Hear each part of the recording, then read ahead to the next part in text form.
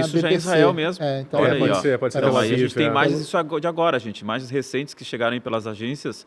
Esse é o revide que Irã fez. Com mísseis já, né? Com mísseis balísticos. Ou seja, eu ainda acho que foi limitado, perdão. A reação. Lá em outubro do ano passado, o Irã chegou a jogar 200 mísseis, se não me engano, balísticos. Contra alvos majoritariamente militares. Eram alvos militares, mas o Domo de Ferro Também não suportou. neutralizou. Dessa vez, aparentemente, pelas imagens que já se tem, alguns vazaram, né? Alguns mísseis iranianos não ultrapassaram o Domo de Ferro e caíram. A gente está vendo aí imagens, provavelmente a Tel Aviv, são áreas local urbanas, absolutamente urbano, né? Um prédio residencial.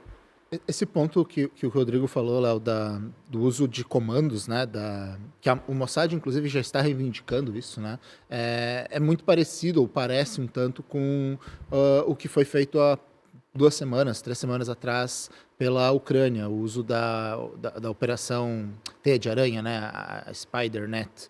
Eu estava acompanhando ao longo do dia e tudo indica que foram feitos também em infiltrações com comandos, né, com o serviço de operações especiais israelense, que conseguiu decolar drones para neutralizar especialmente os radares das baterias antiaéreas. E é fundamental ter o radar, né? O míssil ele só sabe onde está o avião porque tem um radar que diz para ele. Então tu não necessariamente precisa destruir o míssil. Se tu deixar o míssil cego, ele não sabe aonde tem que atingir e ele acaba sendo neutralizado. E tradicionalmente as estações de radar elas são um pouco menos fortalecidas do que os mísseis. São esses mísseis aí, que estão saindo do Irã tentando ultrapassar o Domo de Ferro em Israel.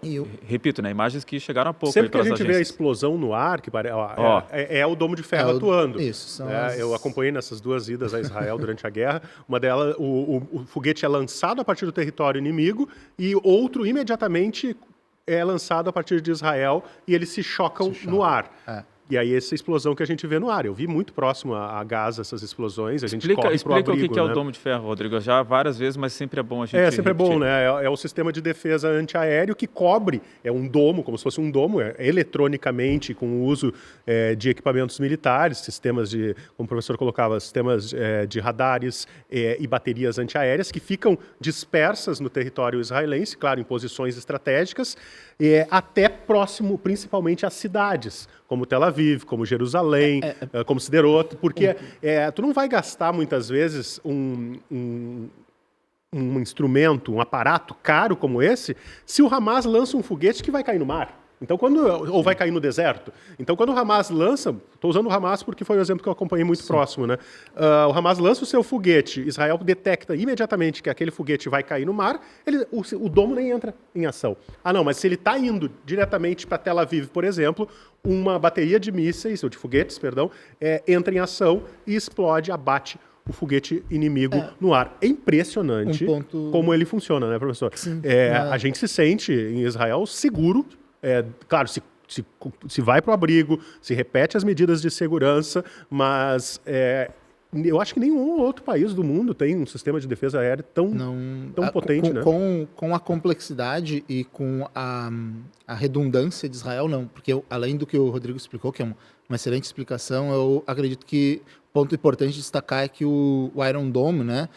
Na verdade, Iron Dome é o nome de um sistema, um míssil específico. Ele é um sistema em camadas, ele possui múltiplos alcances, então ele tem desde alcances que vão chegar a quase ali a questão atmosférica, né, para os mísseis que vão ser de maior capacidade, até as defesas de ponto, essas sim instaladas bem próximas às cidades, para pegar esses pequenos foguetes que vão voar em altitudes muito baixas, vão voar em altitudes ali às vezes, né, mais baixo do que uma aeronave. Então, ele vai ter múltiplas camadas, desde mísseis que vão custar centenas de milhares de dólares, até, atualmente, Israel já tem sistemas baseados em energia direta, ou seja, lasers. E será que tem um limite? Eu fiquei me perguntando hoje, qual o limite do Iron Dome? Fim, né? Porque ele abateu quase 400 drones no muito em outubro, importante né? do Iron Dome é o dinheiro, porque tem que ficar constantemente sendo renovada. Ele é bastante caro, especialmente quando se tratam dos mísseis de maior alcance